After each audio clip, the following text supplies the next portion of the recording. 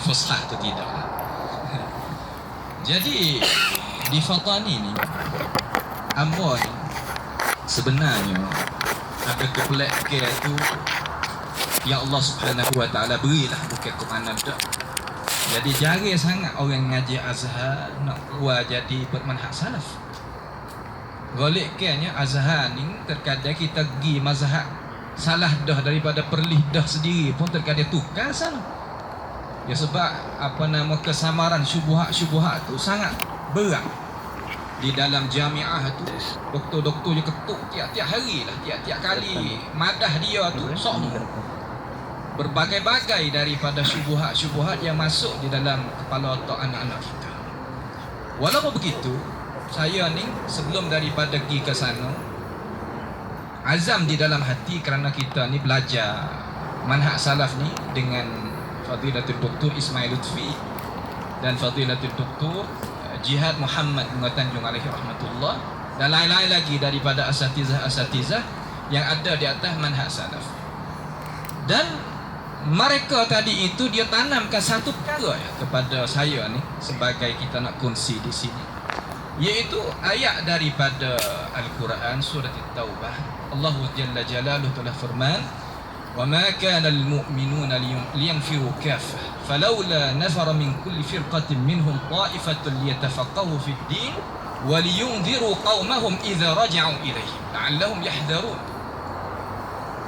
Ayat ni kalau kita nak tilik kepada asbabin nuzul, dia sakut paut dengan masalah perjuangan jihad.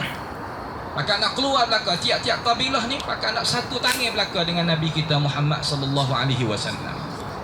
Akan tetapi ayat tadi membuktikan kepada kita kata tak boleh kita nak keluar belaka kesemuanya untuk kepindahan perang. Kena ada satu kumpulan daripada orang yang menuntut ilmu. Menuntut ilmu syarak. Untuk apa? Untuk kita tadi itu beri amaran dengan ilmu yang kita ada tadi apabila kita kembali kelik pada tanah air kita. Di sini wajib kita sebagai umat Islam kena tanam, terutamanya pelajar-pelajar.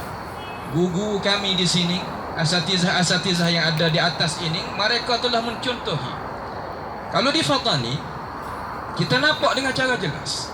Awam tadi tu banyak nak ikutnya ajaran sunnah an-nabawiyah. Kerana ajaran sunnah an-nabawiyah iaitu perkara yang mudah.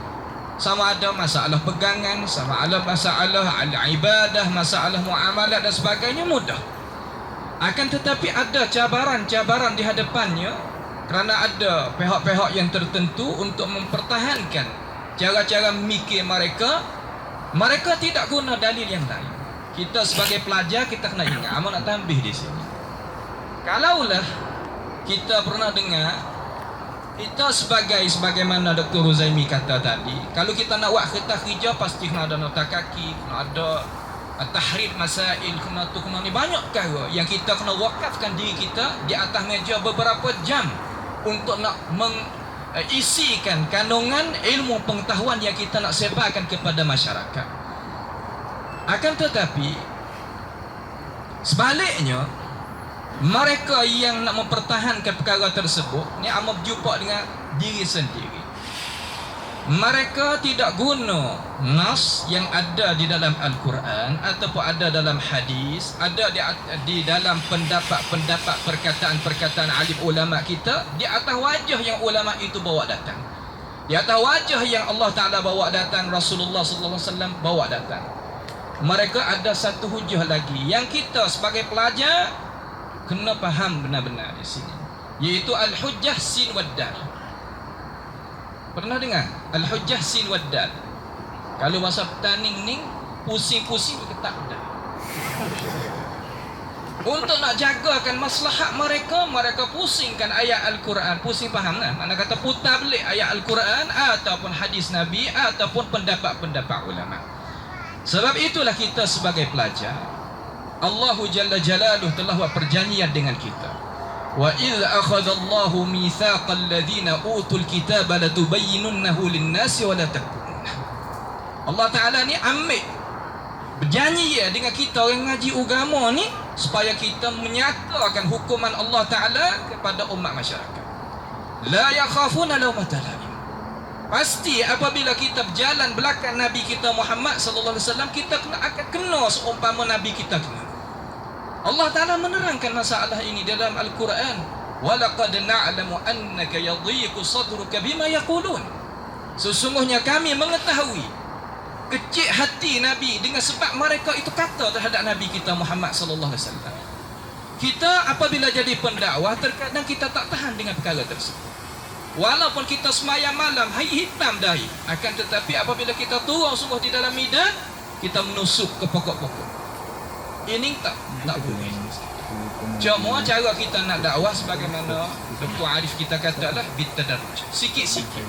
Jangan kita gaduh, jangan kita sepuk pendapat-pendapat ataupun alim ulama yang melarikan mereka, yang meliarkan mereka. Umpama ulama-ulama kita ni, ulama banyak lagi dalam Syafi'i, dalam Maliki, dalam Hambali, dalam Hanafi, yang mereka itu menegaskan penerangan itu dekat dengan sunnah Nabi kita Muhammad sallallahu alaihi wasallam. Segala tuduhan Ahmad Fatani ni kelik mula-mula bismillah saya.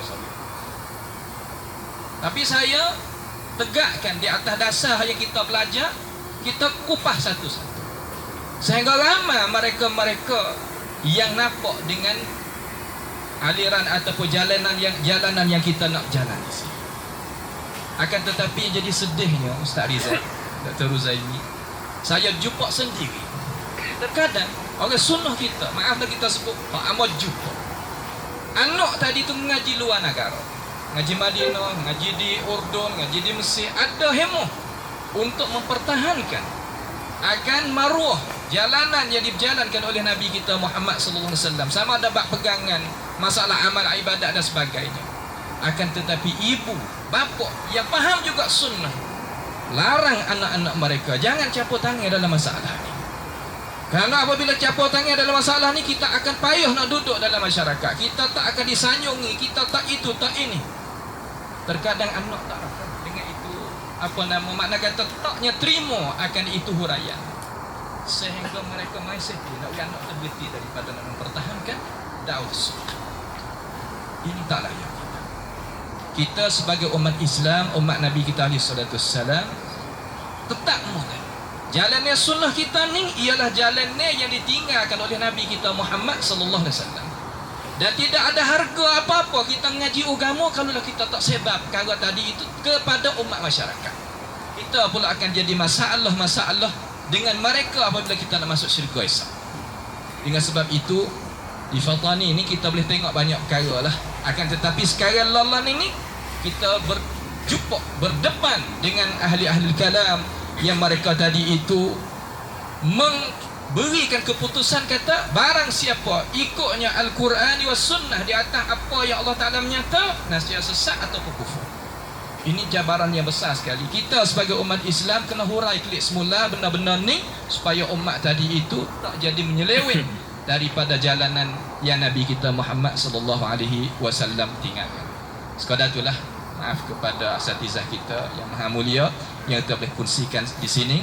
Sekadar itulah Ustaz Rizal. Aku lu qauli hadza wa astaghfirullah li wa lakum wa ufawwidu amri illallah innallaha basirun bil ibad wa sallallahu wasallam wa barak ala nabiyyina Muhammad wa ala alihi wa sahbihi wasallam. Wassalamu alaikum warahmatullahi wabarakatuh.